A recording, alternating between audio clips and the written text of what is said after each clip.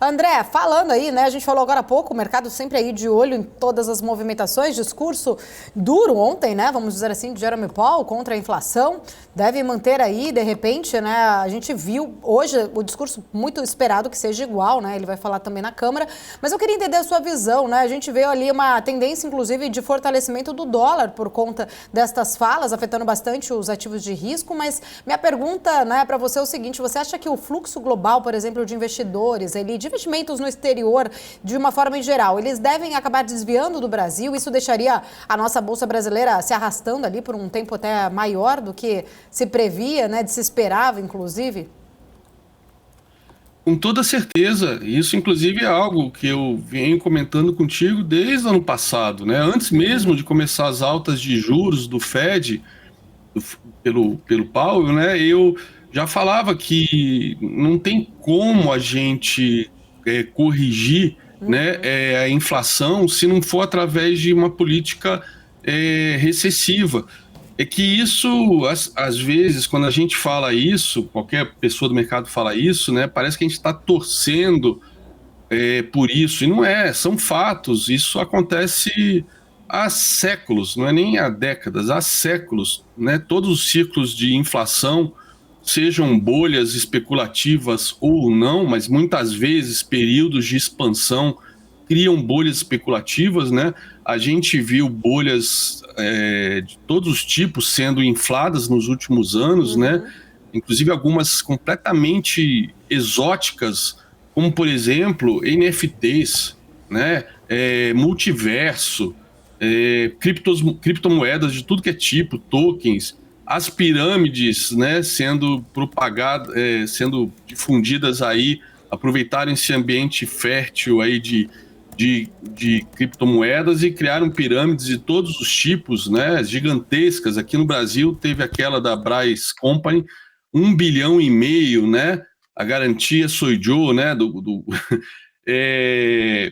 enfim, dinheiro farto, as pessoas acabam procurando, sempre querendo tomar mais risco e deixando de fazer o feijão com arroz, deixando de buscar boas empresas para se investir.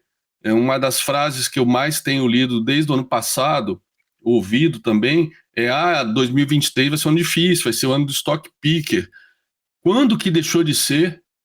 Quando que um profissional deixou de fazer stock picker? Só amador que compra qualquer porcaria porque quer dar aquela porrada de 100, 200%. Não tem problema você tentar dar uma porrada de 100%, mas vai botar quanto do seu capital? 5%, né? Se você der uma porrada de 100%, aquele capital, né, dobrou de valor, então você aumentou 5% do seu PL, tá lindo, né? Mas você arrisca aí perder 1, 2% do seu PL se aquela porrada, né, que você esperava dar cair 10%, aí você encerra, perdeu, né, 10% de 5%, perdeu 0,5% do seu capital. Acabou. Mas o pessoal faz all-in, quer fazer 100% do todo, do PL, né? A picaretagem correndo solta aí nos Instagram da vida, nos YouTubes da vida, prometendo isso. Até agora já tem gente surfando a onda do chat GPT para vender alguma coisa do tipo, fiz 70.000% usando o chat GPT. Eu já vi isso. Ou seja, enfim, voltando à questão do Powell, é, a gente viu essa onda, né, de fartura de dinheiro sendo jogado de helicóptero desde 2009, desde Ben Bernanke. Na primeira tentativa do Powell de subir juros, na época o Trump trucidava ele diariamente, e na primeira tentativa o mercado já deu uma corrigida boa, né, de final de 2018, que chegou a cair 20% no último dia, e entraria até em bear market, e logo na sequência, então, o Powell anunciou, né, a suspensão dos cortes, dos aumentos de juros, e aí tivemos um 2019 espetacular, mais fartura, etc. E veio a pandemia e mais injeção de capital, mais dinheiro jogado agora, não é nem de helicóptero, sendo jogado de 747, né? Então, uma hora, o mercado tinha que voltar à normalidade, né? O valuation, durante os anos de 2020 e 2021, simplesmente deixou de existir. Né? Os múltiplos ficaram absurdamente caros. E, de novo, sempre analistas do mundo inteiro falam, não, desta vez é diferente, desta vez é diferente. Tem até um livro de 2 ex-diretores do Banco Mundial, ou não, do FMI, o Kenneth Hengoff e a Carmen Reinhardt, que eles publicaram um livro um pouquinho antes da crise do euro, né? Publicaram um livro em 2009, um livro que em inglês o título era This Time is Different, desta vez é diferente, né? Porque é o que todo mundo falava. E em português saiu com o título de 8 séculos de delírios financeiros. Então, o mercado vive em delírios. Foi um delírio que durou 14 anos, desde quando começou a se injetar dinheiro na economia em 2009. Inclusive, o mercado SP500 fez o fundo em março de 2009, depois do subprime, e se recuperou rápido. E agora, uma hora a conta tem que ser paga, né? E a única maneira de esfriar a economia é com uma política recessiva. E coisas que a gente vem falando aqui, né, semanalmente, inflação de demanda, inflação de oferta, existe essa dialética aí entre economistas já há alguns meses, mas quando a gente olha, por exemplo, emprego, que acho que na minha opinião, durante muitos anos foi a meta principal, né, do Fed, né, de proteger o emprego, de recuperar os empregos que foram perdidos na pandemia.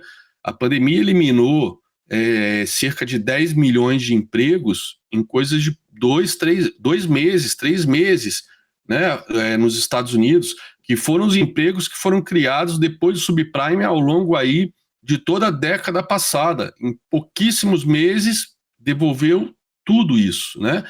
Então, voltamos ao cenário de pleno emprego. Eu já comentei aqui, ano passado já, né, que havia casos específicos, né, que são bem pontuais, que você vê que em termos de qualificação, produtividade, etc., não tem nada, né? Que era, por exemplo, o salário de um atendente do McDonald's nos Estados Unidos, que dobrou de valor, teve uma alta de 100%.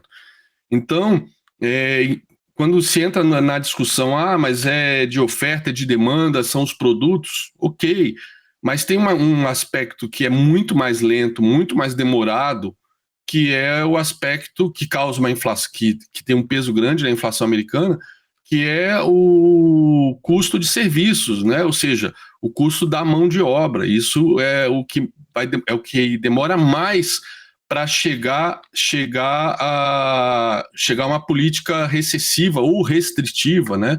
E os ciclos econômicos são assim: expansão, retração, sempre foi, sempre vai ser. É difícil num ciclo de expansão acertar na mosca e travar e falar, beleza, estamos no nosso melhor momento de emprego, moeda estável, vamos manter isso agora para sempre. Nunca ninguém conseguiu essa proeza, né? A gente consegue passar por um período de alguns anos, né, de estabilidade na moeda, né? Mas o mercado vai tomando risco, a sensação de estabilidade e de riqueza, né, até no mercado americano, das pessoas, por conta das ações, acaba levando a mais consumo, mais gastos, e, enfim, é um ciclo interminável.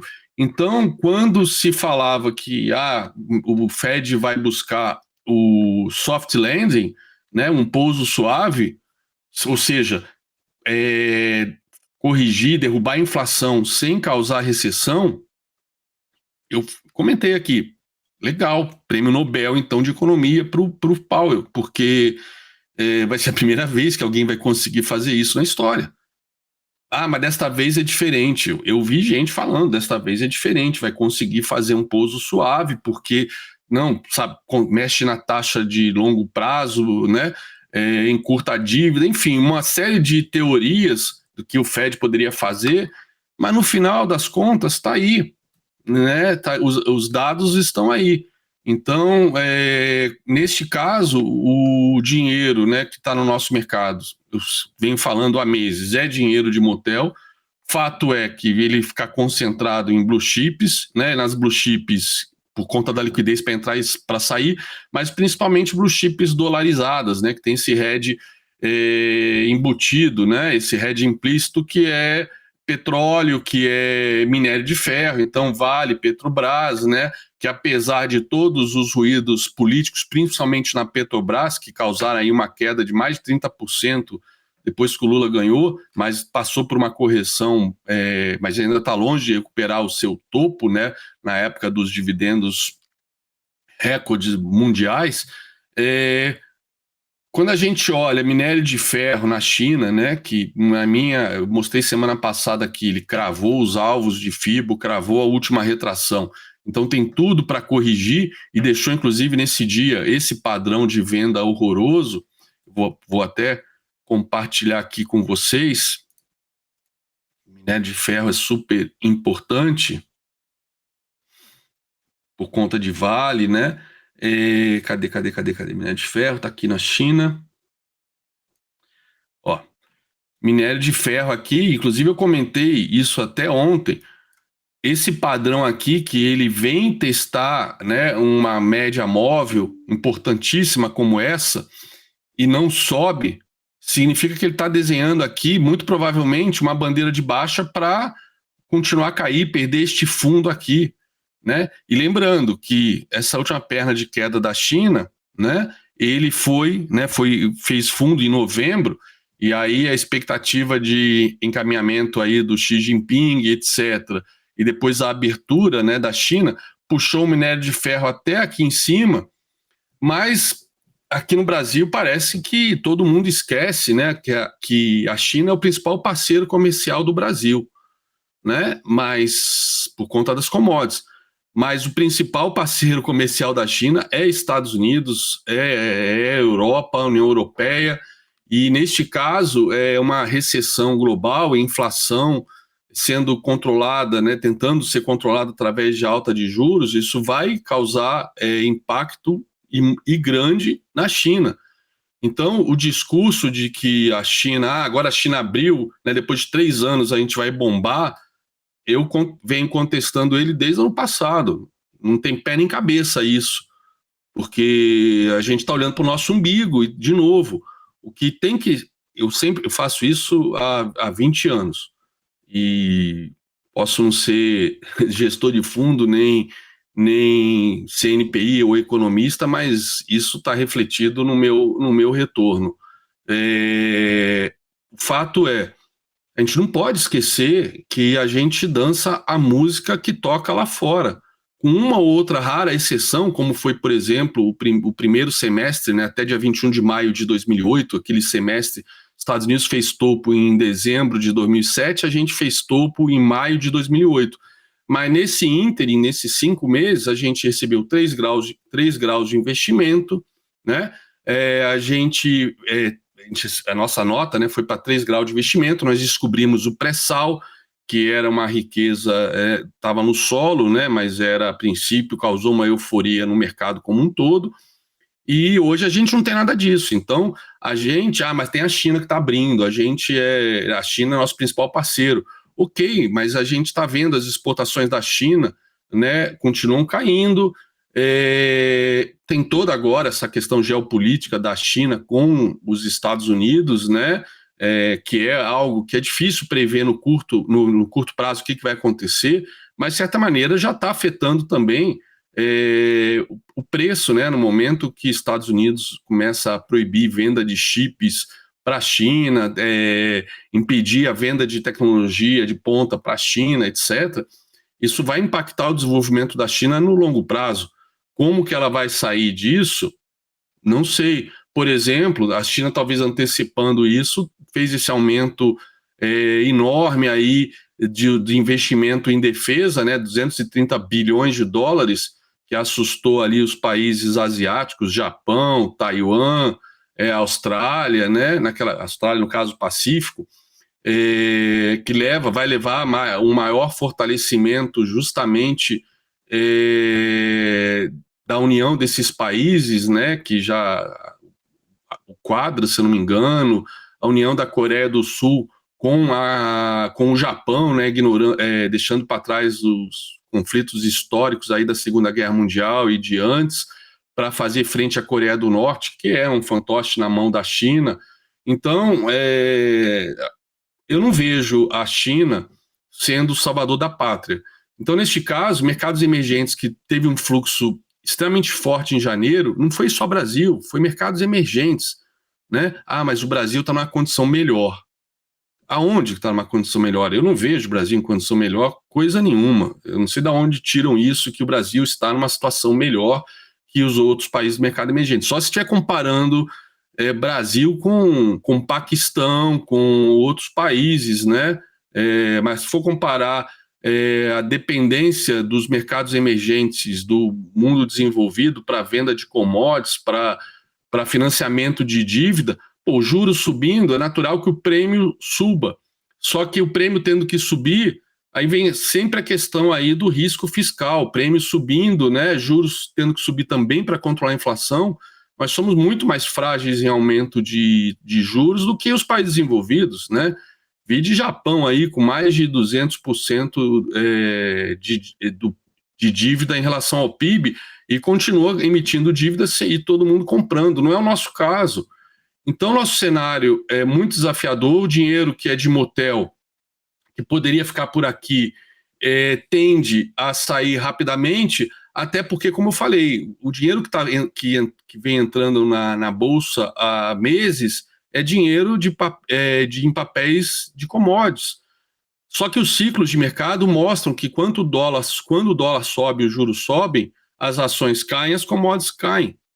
Então, é automático, não tem como ser diferente, com exceção de, sei lá, uma interrupção, uma guerra, como aconteceu, que levou o preço das commodities energéticas à estratosfera.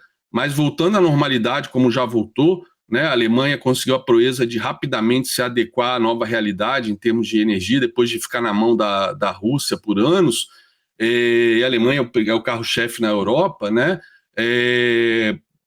O carvão, né, na Austrália já caiu mais 60%, que é a referência no mundo. O gás na Holanda também, que era referência, assim como o WTI do petróleo nos Estados Unidos é a referência, apesar da gente a gente usar como nossa referência o Brent, mas para onde o WTI e o Brent vai atrás, né, tem um upgradezinho, tem um spreadzinho em cima do WTI, mas o WTI é a commodity, é o contrato principal para ser analisado, o crude light. Enfim, as commodities, né, a gente olha, por exemplo, aqui CRB da Reuters,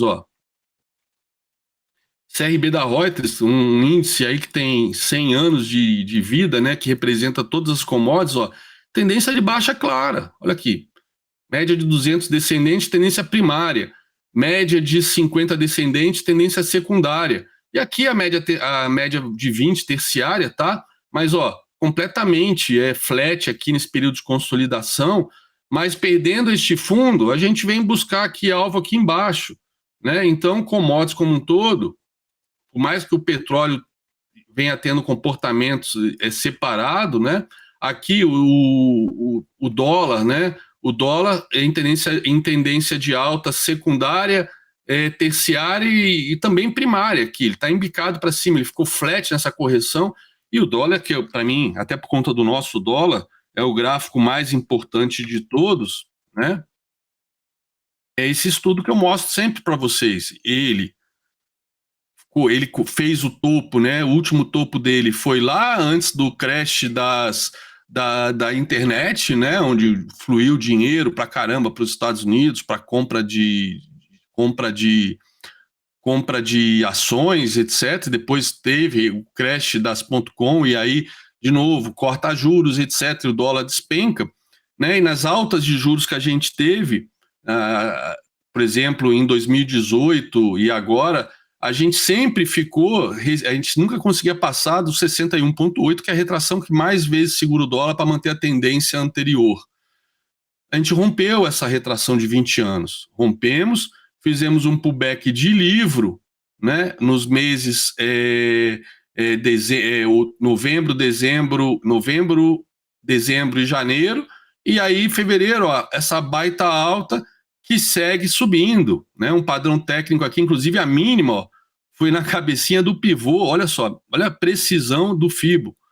A mínima foi aqui na cabecinha do pivô, e aí foi lá cravar o segundo alvo. Então, provavelmente deve vir romper esse segundo alvo para ir buscar terceiro, né?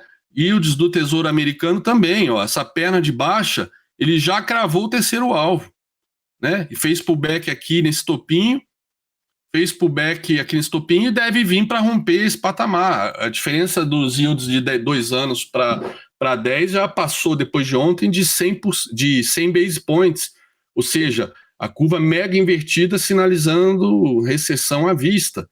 Então, aonde fica o dinheiro de motel? Ele vai para o mercado seguros, vai para a Bolsa para o Tesouro Americano, e a gente vai sofrer, até por conta da nossa dependência de commodities, que as commodities, como eu mostrei, a tendência é cair. A tendência é cair.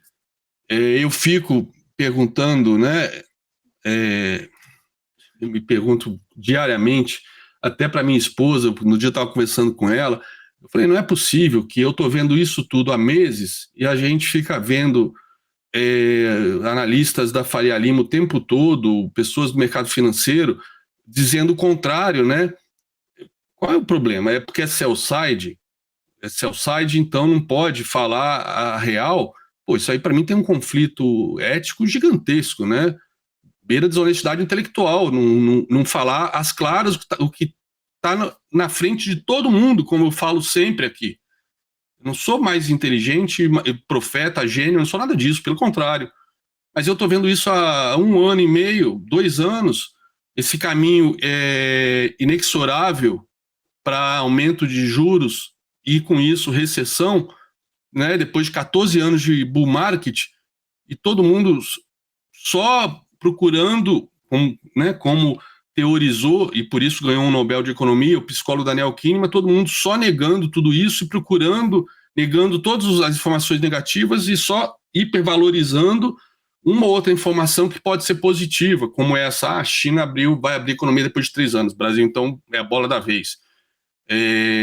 Desculpa, isso é negação, isso é negacionismo, né? E depois fica essa onda de pedido de desculpas, não, mas aconteceu isso, não, mas os Estados Unidos fez isso, não, mas aconteceu aquilo. Daqui a pouco acontece um cisne negro, vão falar, não, a culpa foi do cisne negro. Pois não tem cisne negro nenhum. Leia um livro, Rinoceronte Cinza. A maior parte dos cisnes negros que são definidos aí pelo mainstream não são cisnes negros, são rinoceronte cinza, como a própria guerra da Ucrânia ano passado, né, que a gente aqui também na BMC, eu falei, vai ter guerra, e não vai ser de uma semana, vai durar meses, né, e a Faria Lima negando, né, não, mas agora com as sanções a Rússia vai regar, não, agora com corte de gás a Europa vai congelar e a Europa então vai arregar. Em geopolítica não se trata de inverno, de commodities subindo, não se trata nada disso, se trata de sobrevivência da nação, tem toda uma história secular ali, de conflitos entre países bálticos, Polônia, Ucrânia com a Rússia, né? E ali aquele miolo ali da Europa Central foi palco de guerras há mais de 1000 anos, tem sido palco de guerra, mais de 1000 anos, não, mais de 2000 anos, se a gente for falar ali da Alemanha, ali da época do Império Romano, né? Enfim, aquela região ali, do Rio Reno, depois o Elba, né? E depois vai para os outros rios que cruzam ali o leste europeu, né? Servindo de fronteiras naturais. Essas fronteiras foram fundamentais para definir a sobrevivência, definir as nações ao longo dos séculos. Por que agora ia ser diferente? Né? Vamos ceder, a Ucrânia perdeu 5 milhões de pessoas na década de 30 para o Stalin, que era inclusive ucraniano, para financiar a industrialização tardia da União Soviética. Você acha que isso está muito na mente agora, para ficarem lacrando que o Zelensky é um palhaço, o Zelensky é atlantista, é da OTAN, é fantoche dos Estados Unidos? Pergunta para os ucranianos que perderam, que tem isso ainda latente na memória, né? Então, é um negacionismo dos participantes do mercado profissionais que chega a ser, para mim, chega a ser surreal.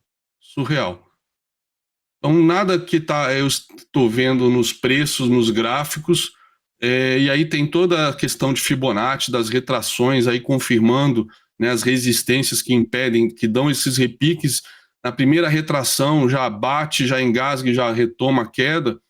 E aí, mais uma vez, o James falando aí a importância disso também nos seus estudos, nas suas análises.